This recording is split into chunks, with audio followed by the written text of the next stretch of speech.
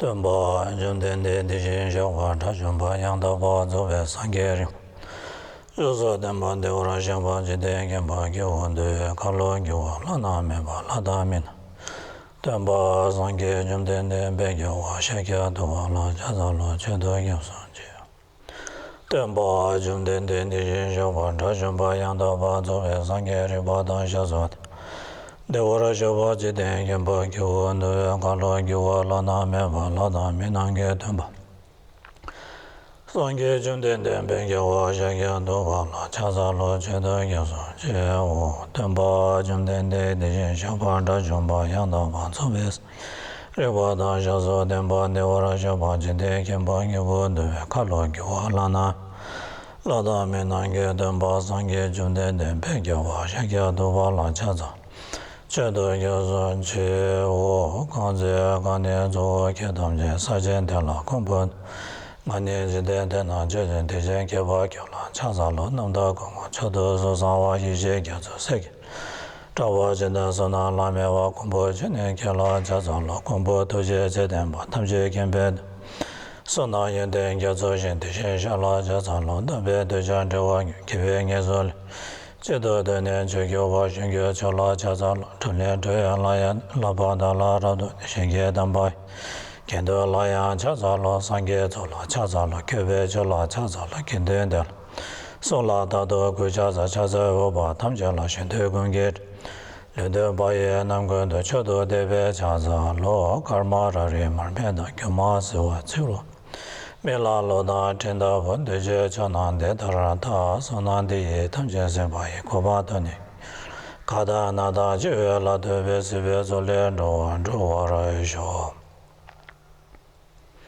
Sange Jodan Zoge Jodan La Chanjo Bardo Dani Gyozon Chentagi Jeje Gebe Zonange Dola Benje Sange Jowara Sho Sange Jodan Zoge Jodan Chanjo Bardo Dani Gyozon Jendage Jeje Gebe Zonange Dola Benje Sange Do Sange Jodan Zoge Jodan La Chanjo Bardo Dani Gyozon Jendage Jeje Gebe Dola Benje Sange Do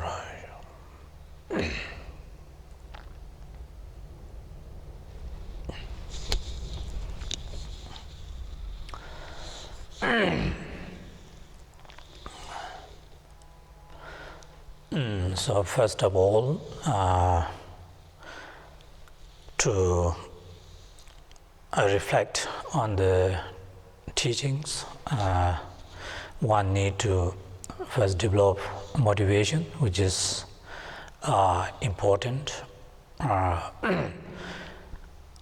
To set motivation into any action, especially for the practice of Dharma and or holistic to the Dharma, so it becomes very important, and it enable oneself to fully integrate that Dharma and make it more meaningful.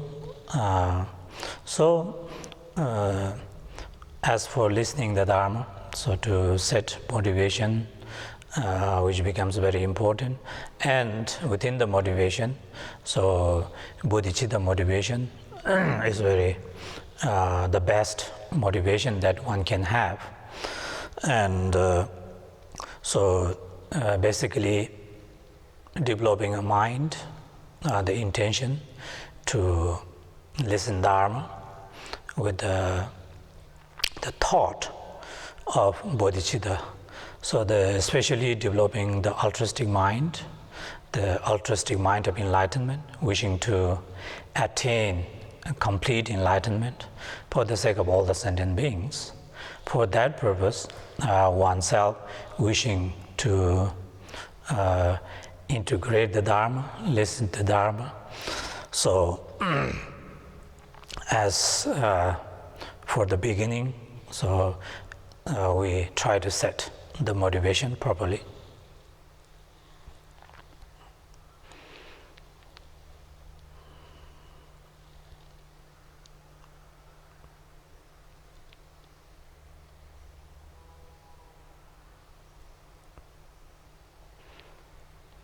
So as Buddha taught, the teachings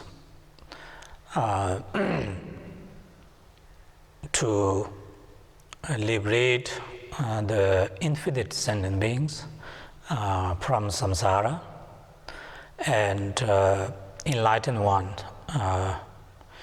has shown so many teachings that sentient beings can understand according to their mental capacity, with different mind, different capacity, like small capable beings or medium capable or greater capable beings. So according to sentient beings' mind, so the Buddha taught the Dharma accordingly, so that the beings can understand and actualize and engage into the path to enlightenment. So basically Buddha, in essence, Buddha explained the teachings like Four Noble Truths, which is very much basic to all the beings to understand, as small capacity, medium and greater capacity, so that Four Noble Truth becomes important aspect of the path, so which showing that by engaging into the Dharma, engaging into the Four Noble Truth, finding a way or the path, so leading oneself to enlightenment or nirvana or free from samsara. So for that, so the Buddha taught, so accordingly, so how one can attain nirvana, and especially for the higher capable beings. So the Buddha explained that way how one can not only attain nirvana or free from samsara, but how one can achieve complete enlightenment. So the Buddhahood explained, like Buddha explained this through the Mahayana tradition. The explained the methods and means where one can actualize and attain enlightenment or full enlightenment, becoming Buddha. So in that sense, which means oneself can engage into the Dharma and apply the teachings of Buddha, and same time the goal is complete enlightenment. So not only just mere liberation, but complete enlightenment, so attaining the state of Buddhahood. So Buddha taught the three principal aspects of the path: the renunciation, bodhicitta, and emptiness.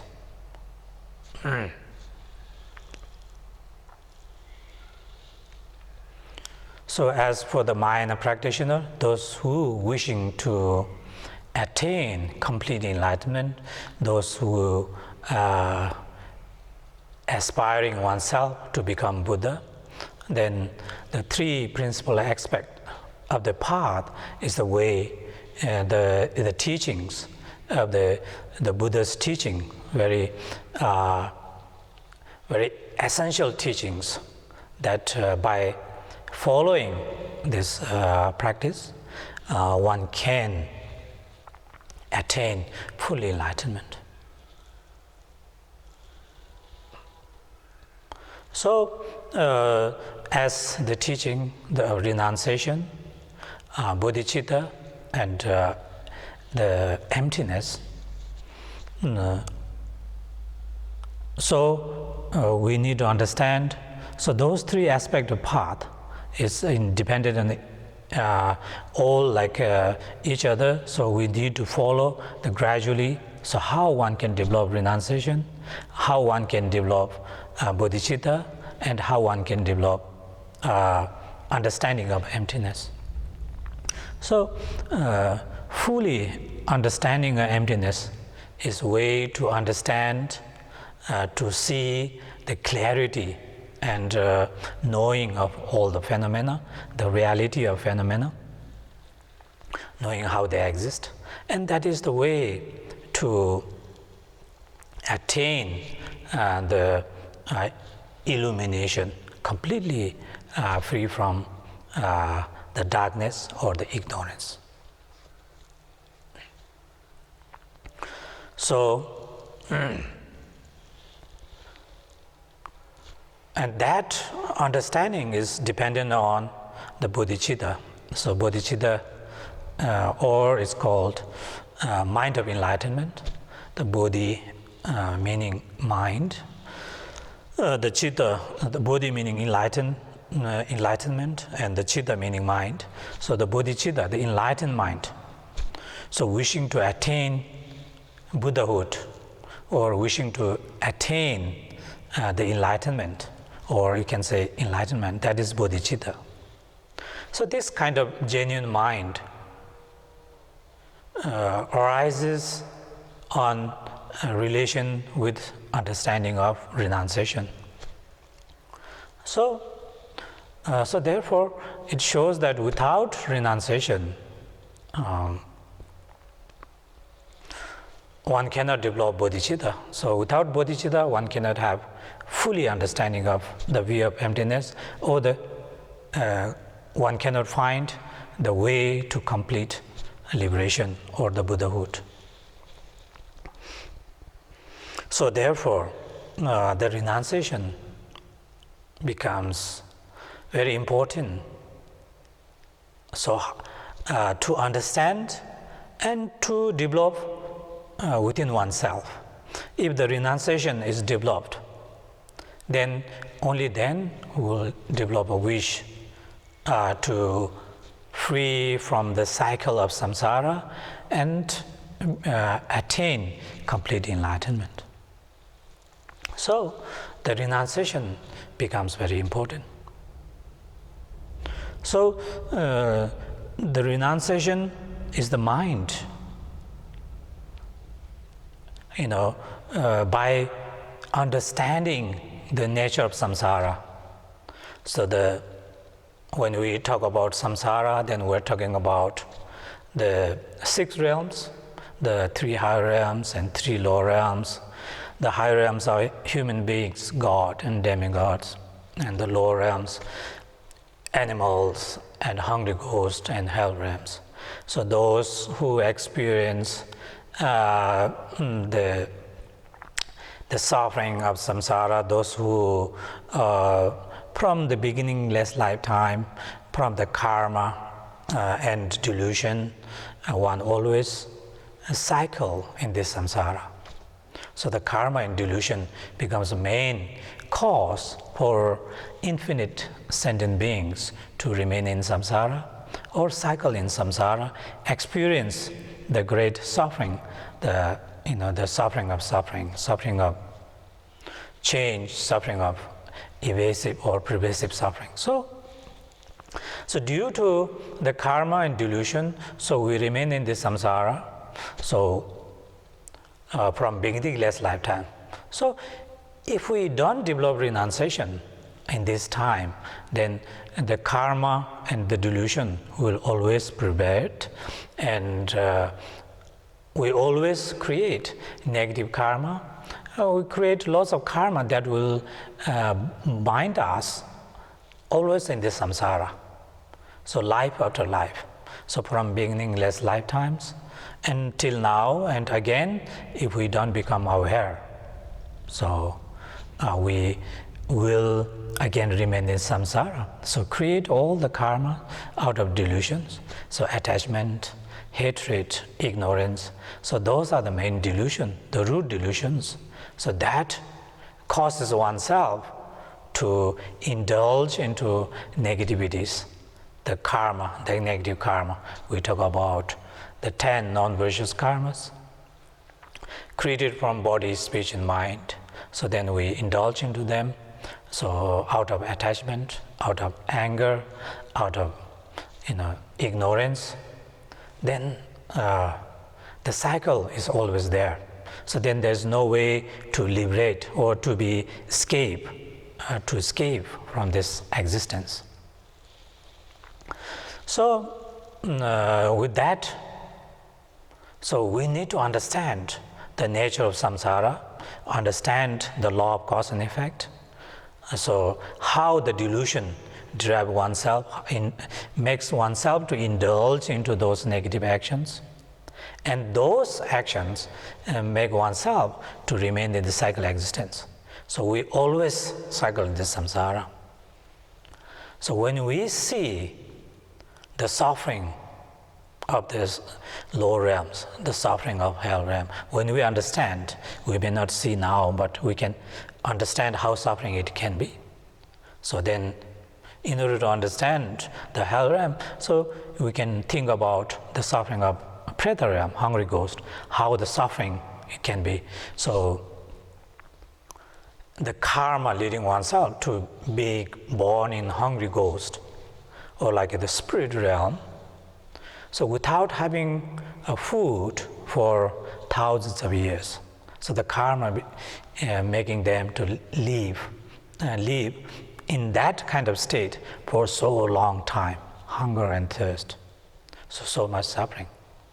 So when you look into the suffering of animal realm, so then animal realm also we can see so many different types of sufferings, within our surroundings. So we see that they have less wisdom, they have less capacities, they are being eaten by each other, attacked by each other. They always fear. The fear is always there, constant fear, the fear 24 hours. So they have to be, whether to get food for themselves or they're being food, or they be killed by others for the food. So when we look into the nature of the animal, the suffering is so intense. So we can just look into their suffering, look into those animal realms. So there's so many different animals, like in the ocean, there are so many fish, and there are so many different animals live in the ocean. There's so many animals live in the ground, jungle, and so many that is seen or unseen. There's so many animals. So each whole life there, each moment, so they always face life and death. But they only seek, mostly, they try to live their life just for food, nothing much. So when you look into the suffering of lower realms, the animal realms, we can see the suffering, how the great suffering they have. So when we look into animal realm, so our realm is so precious and fortunate, then we can see there's so much advantage with human beings. So as animal, they have so much less advantage. So there's so much suffering. So when you look into the suffering of those animal realms, then when we compare the suffering of preta realms, then the suffering of animal is nothing. So the preta realm suffering is so much intense, so much deeper and greater suffering and longer suffering, so that we may not be able to bear. So as a human, one will not bear the suffering of the preta realms.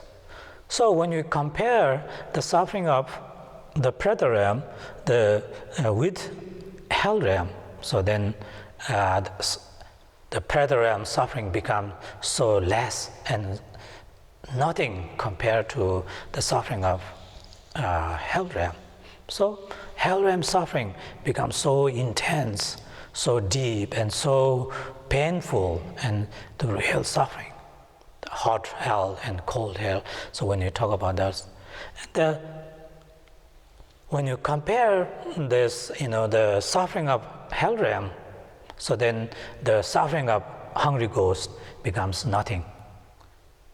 So much pain. So like that, we can just imagine how painful, how suffering we can be if we are born in the suffering of hell realm.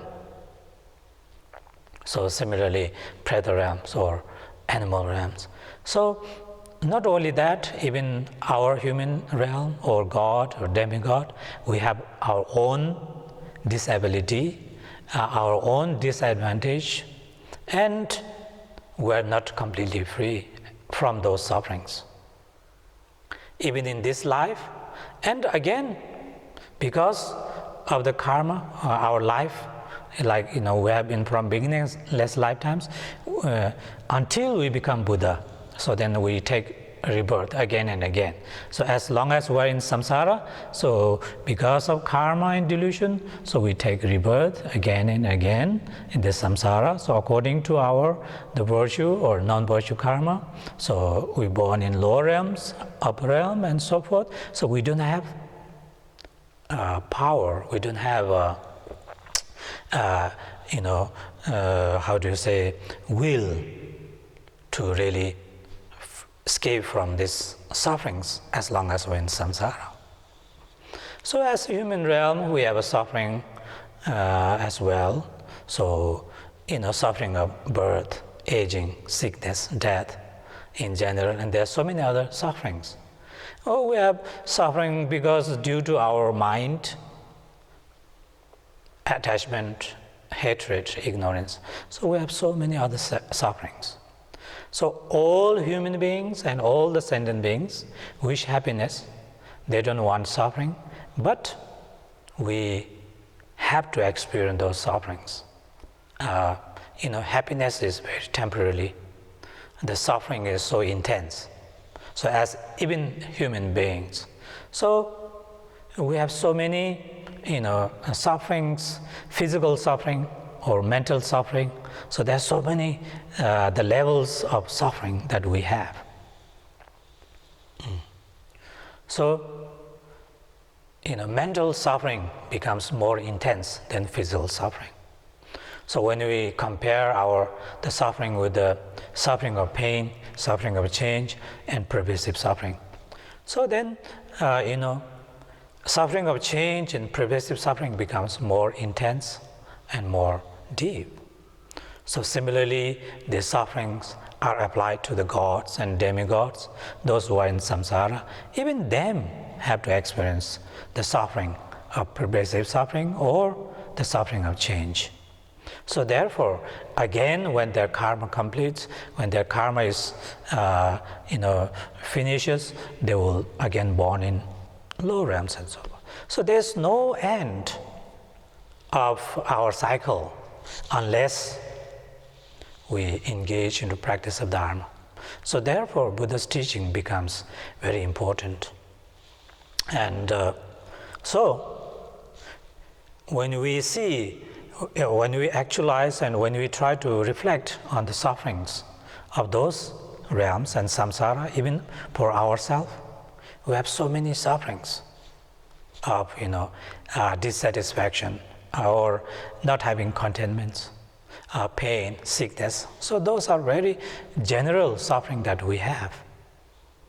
So those suffering, if we understand, and if we really don't want this kind of suffering, if we don't want death, the birth, sickness, old age, and all this kind of suffering, then we need to find liberation. Or we can need to understand the cycle of existence, the samsara. So as a minor practitioner, so to develop bodhicitta means by understanding the suffering of samsara for oneself and to all the sentient beings. So like, equal thought. So not only I have suffering, I have pain, I will be reborn in all different rebirth. So in this, but samely, the infinite sentient beings, our parents, family, friends, and known and unknown, all those infinite sentient beings have the same thought. They all want happiness, and they don't want suffering. So they also wish happiness, but they don't know how to find a way. So when we see that we don't want those sufferings and all the sentient beings are the same, then developing thought, wish to attain full enlightenment or to become Buddha, completely free from suffering, and how one can free all the infinite sentient beings and liberate them to enlightenment. So that is the altruistic mind. So that is called bodhicitta. So to develop bodhicitta, to understand the bodhicitta, so renunciation very important. So with the renunciation mind, so seeing that this life and the samsara, so this all the worldly concerns, they're all wishing to be, famous, wishing to be, popular, wishing to be rich, wishing to be, well known. All these things, and good and bad, all these worldly concerns. So wishing to give up this worldly concern, and wishing, developing strong kind of compassion, strong kind of love. As same as we suffer, all the sentient beings the same. So when you develop strong, genuine mind, so thinking, how wonderful if all the sentient beings are free from suffering. How wonderful if all the beings are free from samsara.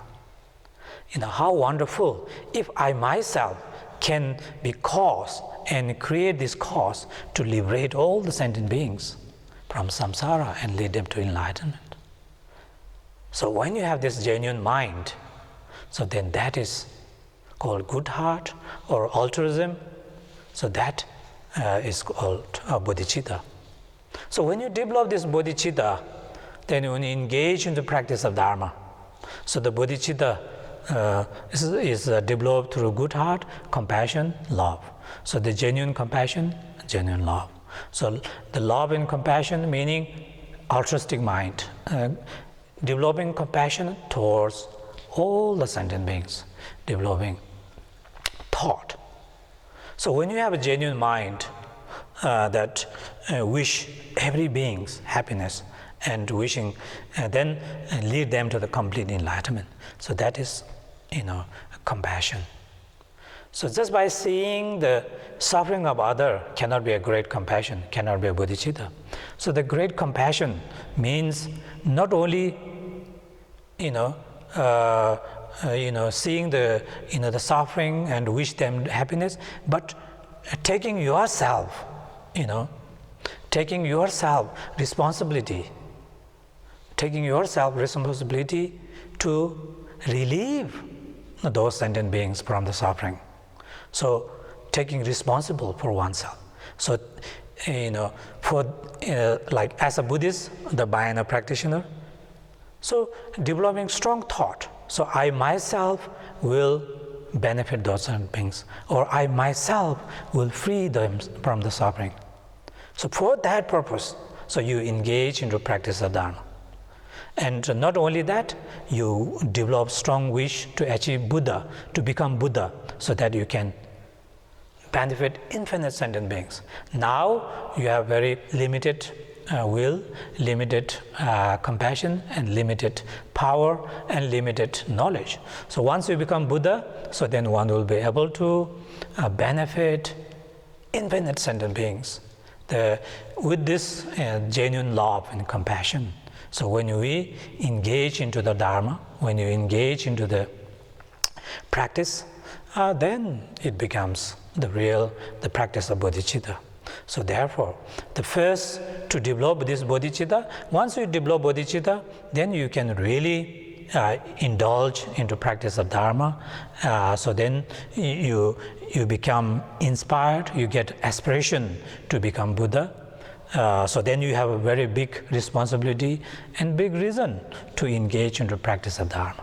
So therefore, in a day-to-day life, we need to reflect on the suffering of sentient beings, the suffering of samsara, the law of cause and effect. So therefore, those reflections and contemplating on them and meditating on them will slowly try to develop into your mind the bodhicitta, compassion for all those sentient beings, compassion and love to all the sentient beings. So bodhicitta becomes very important. So enlightened mind. So in order to develop this bodhicitta, so one can reflect not only the suffering of all the sentient beings, so we need to see how important those sentient beings are. So we need to see that every single sentient beings are important as one's own mother. So we talk about mother sentient beings. So mother sentient beings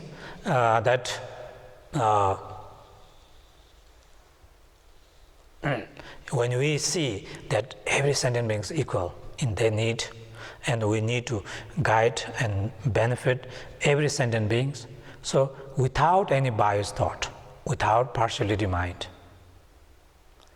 so then that becomes the genuine mind. So when you have partiality, when you have biased mind, then one cannot generate bodhicitta.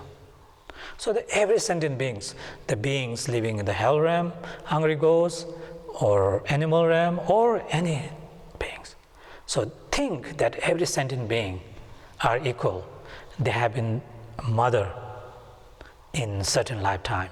So because infinite sentient beings, and we have taken life from beginningless lifetimes, so we have countless lives that we have taken, and we have countless mother. Same as that, every and each sentient being has been one's own mother. So that thought will help oneself to really see that every sentient beings are more important than oneself. So then it helps oneself to generate bodhicitta. So as explained in the Guru Puja or the Lamrim prayer, or explained in the Lamrim teachings, the aspect, the 7 point, the cause and effect, the training of developing bodhicitta, the method, the 7 point methods, or exchanging the self with other, that these two, the methods, are best method to develop bodhicitta. So within this method, in order to engage, first seeing that every sentient being has been once a mother, developing not only they have been mother, but seeing the kindness in every sentient beings. So with that kindness, so wishing to repay their kindness, and developing love, compassion, and also unusual, special attitude. The altruistic, the thought, the good heart is very important. And so when you have that aspect of understanding and reflect on them, practice on them, then slowly the aspirational mind of enlightenment will arise. So once you have this kind of aspirational mind of bodhicitta, then you try to start to develop bodhicitta. So therefore, the renunciation and the first aspect of bodhicitta is based on infinite sentient being, seeing them as a mother. So then it is also similar to practice the exchanging self with other. So seeing every sentient being as one's own mother, So exchanging self means seeing other beings more important than oneself. So oneself is just one, and when you look into whole other sentient beings, so they are in a big number, more beings. So which is more important? So the others are more important than oneself.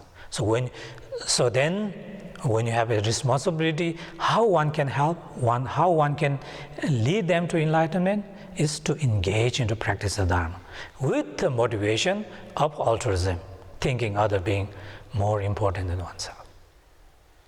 So as in Guru Puja, the Lamrim prayer then explains, Rani Chejin Guba Kungi Gu, Manam Chejin Yonde Kungi Shi, Techir Dashin Chewe, Nejola, Nemle Nimbo, Lamber Chingi loves. So showing that when we cherish oneself only for oneself, so then all the problems will arise. When we learn to cherish other, then all the knowledge and the wisdom will arise. So that the instruction is very deep and very meaningful. So when we train ourselves to cherish other more than oneself, so then your practice becomes more genuine. The compassion becomes more genuine. The love becomes more genuine. So when you train yourself in a day-to-day life with the motivation every morning, when you meditate, so when you develop this kind of bodhicitta, this kind of attitude, try to overcome one's self-cherishing mind, then you are trying to develop bodhicitta. So that becomes a cause for oneself to attain full enlightenment for the sake of all the sentient beings. So then that becomes just beginning of understanding the bodhicitta. So then understanding how important the bodhicitta is. So then Guru Puja again explains like Tena Jezun Lama Tuji Magyu Doye Didi Dongagu Malu Dada Dala Membada Dagi Degeshan La Tongai Togo Deda Dembar. So then explains when you and your bodhicitta becomes deeper, understanding goes deeper, then one's mind becomes strong thought. So whatever the goodness, the joy, the virtue that one have, so willing to give all this to other sentient beings, which becomes more important than oneself. So then being willingly able to take the sufferings of other, all the pains, all the suffering, sickness, disease of the sentient beings, being able to take. So the great practitioners like Kadampa masters and great yogis of past and great masters, they practice Tonglen. So through the breathing exercise and practice, they train themselves. So being able to give all the virtues to others and take all the pains and suffering to oneself. So those practice are practice, so which becomes very meaningful and very effective into our day-to-day life. So therefore, in general, so developing bodhicitta is a way to become Buddha. So when you develop bodhicitta, if one is fully developed bodhicitta, then one becomes a bodhisattva. So bodhisattva is a way to become Buddha. So bodhicitta is like a essence, or bodhicitta is like a seed. So when you plant a seed of mango, or when you plant a seed of apple, or any kind of plant, so the seed, when you plant properly, so then it has a energy, or it has a potential to grow as a tree and give fruit. So same as that. So the bodhicitta is a very pure, genuine seed of Buddha. So without bodhicitta, you cannot have the Buddha. So therefore, so bodhicitta is seed. So we need to learn, or we need to develop the bodhicitta. We need to understand the bodhicitta and how one can develop bodhicitta. So that is very important. So when we have this compassion, the genuine feeling of love, genuine feeling of concern for other, so then we have certain ability or the chance of developing bodhicitta. So therefore, learning bodhicitta through day-to-day life meditation, and also developing compassion and love to others, and through the genuine mind, the caring for other, and benefiting other also becomes very crucial, very important to develop love and compassion. So therefore, I think to create certain imprint in our mind of bodhicitta, genuine compassion and love, so we need to train ourselves in that way, day to day. So then our life becomes very meaningful. So thank you very much. Chanchu simjo Rinpoche make banan kegyo che kewa nyamba meba ya konye gongdo pewarsho. Simje neba jineba nyurdo nele tagyo je tuwe nenema. Tado chungwa mebarsho. Pama simje tamje dedang dengyo je ngendo tamje tado tongwa. Chanchu simba kana deda gungi molan togyo je kare rawe kuwe shingande pendang dewa man. Jere sewa tenzin gyazo shabe sede bardo tengyo. Kyawa deyi nyudo da lama sangye tu. Towa ji kyama leba deyi sa la kuwa barayo.